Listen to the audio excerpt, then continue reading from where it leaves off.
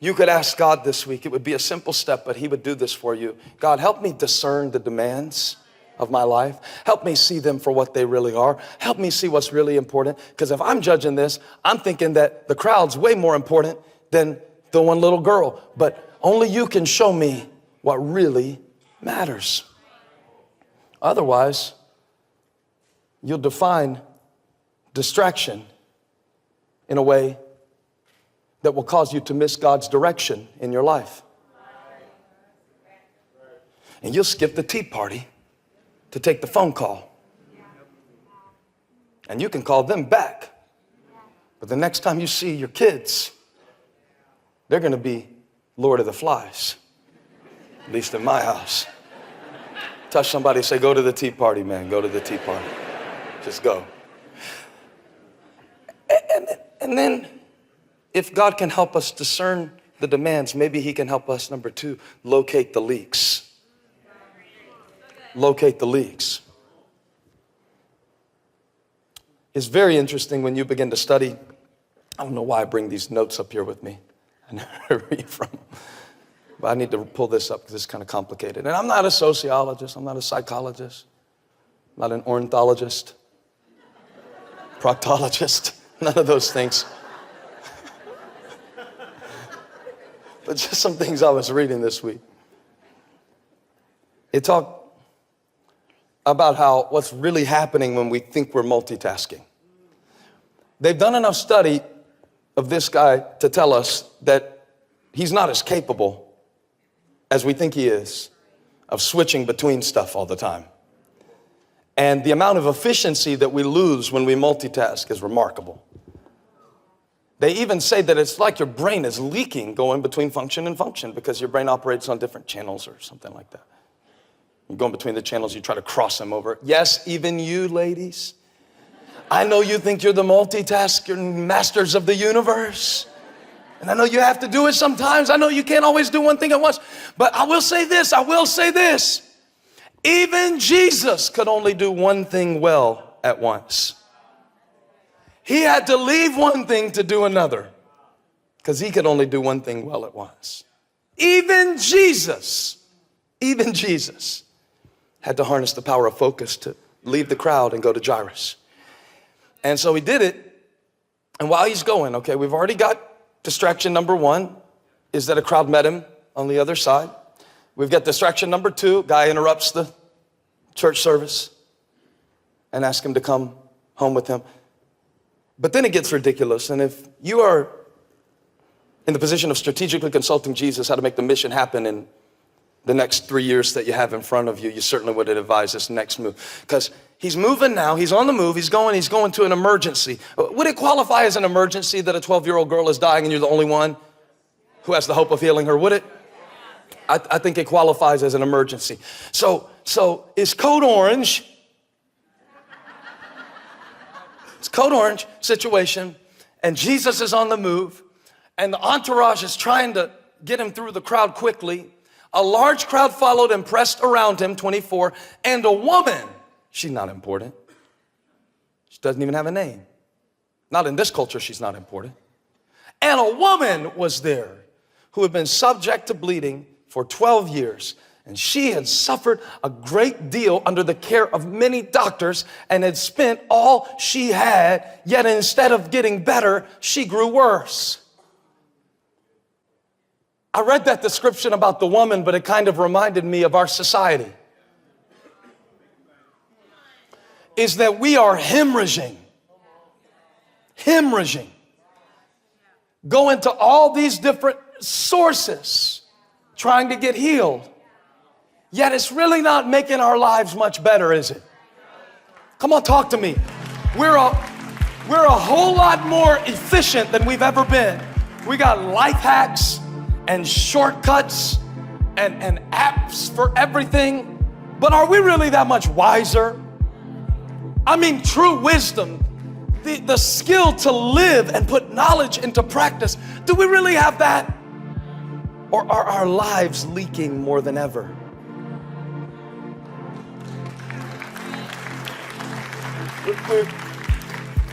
We're leaking life is what's happening. Switching between stuff all the time. We're leaking life.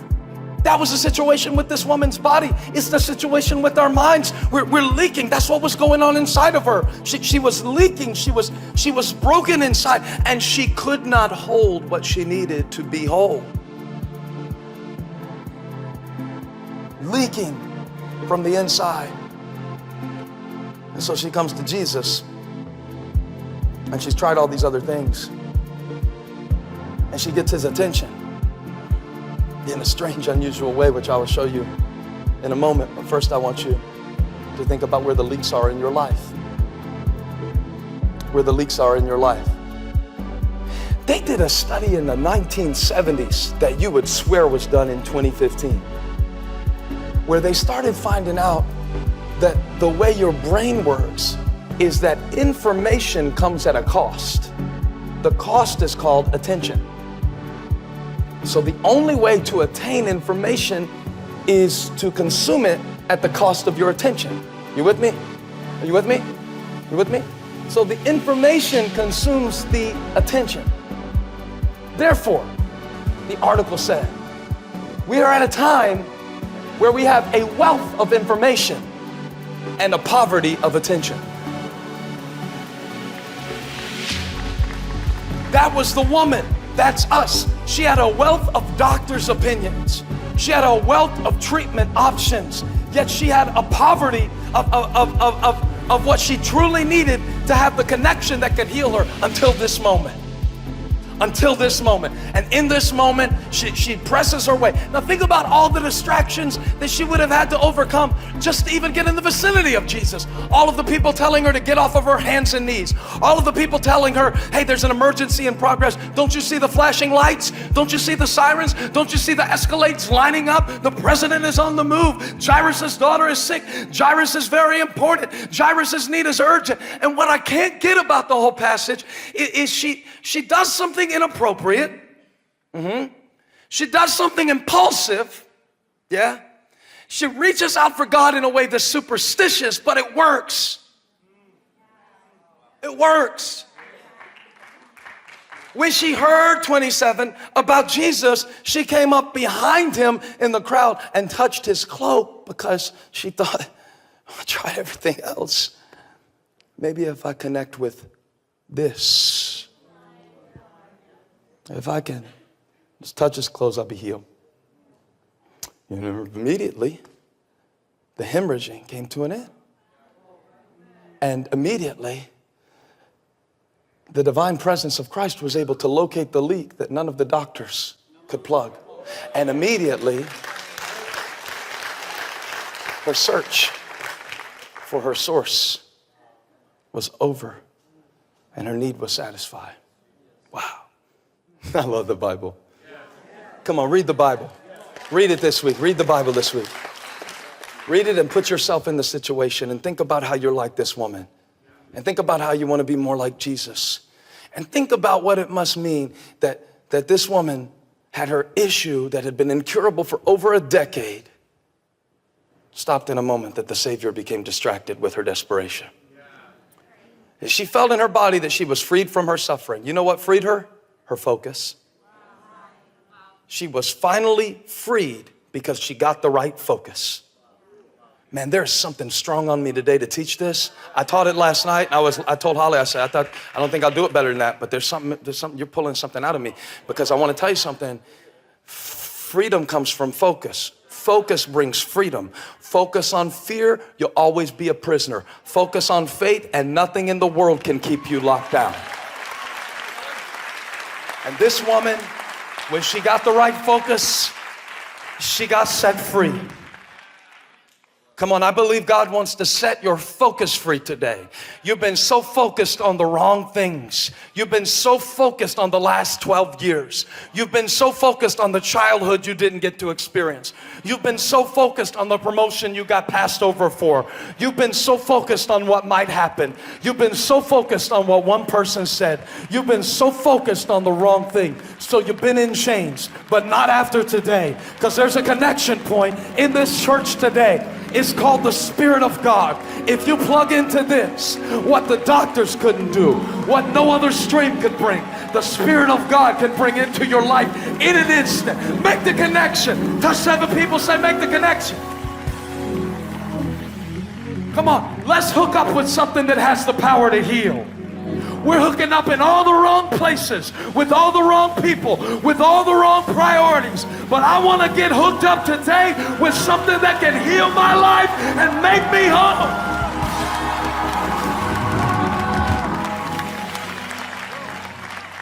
Watch Jesus. And at once, Jesus realized that power had gone out from him. He turned around. In the crowd. Everybody say crowd. You're going to miss the best part, I'm telling you. I'm going to do better in a minute. He turned around in the crowd and asked, who touched my clothes? A big crowd, and he notices just like one person. He turned around. Remember, this is life or death. This is not a tea party upstairs. This is life or death. There's a crowd, you remember Michael Jackson back in the day when they used to show him show up a place and there would be like a mob scene. Do you remember this? Please tell me you know who Michael Jackson is, Ruben. Jesus. I was about to lay hands on him. But he's in that kind of scene. Maybe you've seen it with a more current celebrity. You know, your Elvis Presleys, the heartthrobs of today.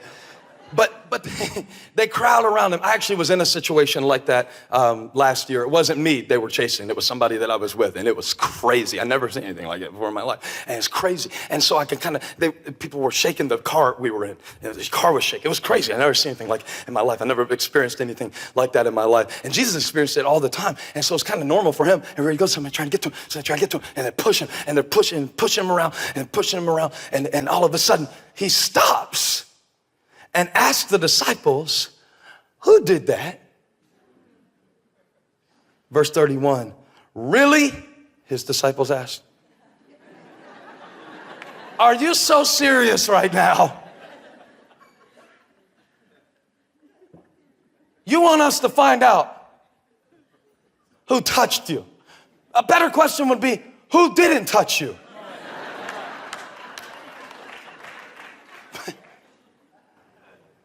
Jesus stops the procession that can save a girl's life to try to locate one life that was leaking, that needs to be made whole. Because he realized power had gone out from him. You see it? It went out from him. Hold that. It went out from him. When it went out, he turned around. When it went out, he turned around in the crowd and said, who touched my clothes? The disciples said, it's going to be impossible for us to ascertain that, sir. We suggest that you keep moving in full direction toward Jairus' house. This is a woman. Jairus is a man. Jairus is a leader. This woman is bankrupt. She cannot contribute to your ministry. She has nothing to give. She is not a person of influence. In order to impact the world, we're going to have to infiltrate the key cultural centers, starting with the Jewish synagogues. And Jairus has a position which is helpful to us. And perhaps if we can do this for him, let's get this show on the road. But Jesus, 32, kept looking around to see who had done it. To see who had done it. And then the woman, knowing what had happened to her, came and fell at his feet, and trembling with fear, told him the whole truth. And he said to her, daughter, your faith has healed you. It was her focus, empowered by her faith, that made her whole where her heart used to have holes. Go in peace. I don't just want to heal your body. I want to heal your mind and be freed from your suffering. It's so good. Not for Jairus. Not for Jairus. It's good for the woman. But while all this was going on, and everybody saw such a touching scene of a compassionate rabbi who was able to be stopped in his tracks by the desperation of one woman. It says that while all this was going on, some people came from the house of Jairus, synagogue leader said, We missed our shot. Your daughter is dead. Leave Jesus alone. See, the thing about life, no, that's what happens. Is that while we're trying to get one thing to live, it's always at the expense of something else. And this is what's hard about living. It's what's hard about focus. Like, I need to make some money right now, babe. And I would love to be around more, but I need to do this for us, for our future, for our family. Because I'm looking out and I'm trying to see where our kids are going to want to go to school. And if you're not going to homeschool them for college, I got to get this money while I can. But while I was out earning to provide for you, your emotional state was unattended. And so now I don't know how to keep it all alive at one time. That's the struggle of it. That's the problem with distraction is I can't decide which one is a distraction. I want to have a tea party. I need to make this phone call. I got a couple thousand people coming to hear me preach. What do I do? Which one should I let die? And what he did made no sense because they teach you from a business standpoint. You got to know the difference between what's urgent and what's important. And that's typically good advice. It's very practical advice. It's meaning that, the text that came from them that is their emergency because they didn't plan properly shouldn't derail your whole day. Just because they didn't plan in time doesn't mean you've got to shut down your scheduled activities that are priorities in order to deal with somebody else's dysfunctional planning. Wow. That's $99. Business seminar. But then, if you take this situation into account, that's out the window because, okay, who's more important, Jairus or the woman? It's not a trick question. It would be Jairus. Would you say Jairus? Jairus more important? Which one's more urgent? A woman who's been able to live for 12 years with the condition or a daughter who might die at any moment? She's a little girl. The woman's already lived a little while. The girl should get the chance to live a little while. The kid's always more important. Always save the kid first. And Jesus did what wasn't as urgent and what wasn't as important. So y'all have a good week. And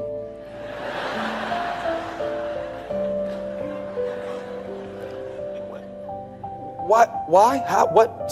So what do I do? Okay, here's what you do. Pursue the pull. Pursue the pull. Jesus is in a crowd being pushed down the street. Jesus is in a crowd being pushed along the way. Jesus is in a crowd. Everybody is pushing, but one woman pulled. One woman pulled. Life is always pushing you in many directions. People pushing you to be this and pushing you to do that and buy me and eat me and tweet me and sell me and watch me and stream me and check me and respond to me and Snapchat me and dub and me and to me. And God wants to give you the ability in a world that is crowded with people and priorities that will push you in every direction to perceive the pull of his power that he's trying to release out of your life. Everybody else was pushing toward it, Jesus. But when something pulled from Jesus, it pulled. Have you ever felt the pull of the Spirit of God? Have you? Because I have. I believe it's because in my life, of all the things I could have done with my life, God pulled on me to start this church. God pulled on me to preach the gospel. I'm sure I could have gotten distracted with other things, and maybe you think I couldn't have been good at anything else. I don't know, maybe you're right. But all I can tell you is something was pulling me from a young age. That's what separated the woman from the crowd. It's the pull of God. The pull in the midst of a pushy life. Jesus always refused to be pushed into anything. He would not be pushed to the coronation before the crucifixion. He would not be pushed to be a king before he suffered as a criminal. He would not be pushed, but he could not resist the pull. The pull.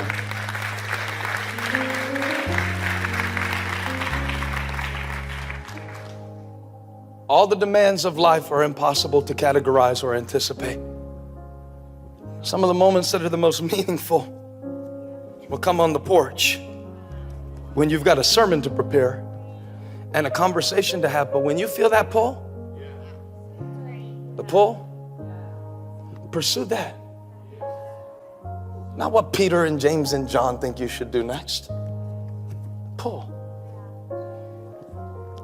The Latin word for distraction is pulled apart. The word for attention in Latin is reach toward. Yeah. So Jesus, being pulled, didn't allow it to pull him apart, but he reached toward the revelation of what God had called him to do next.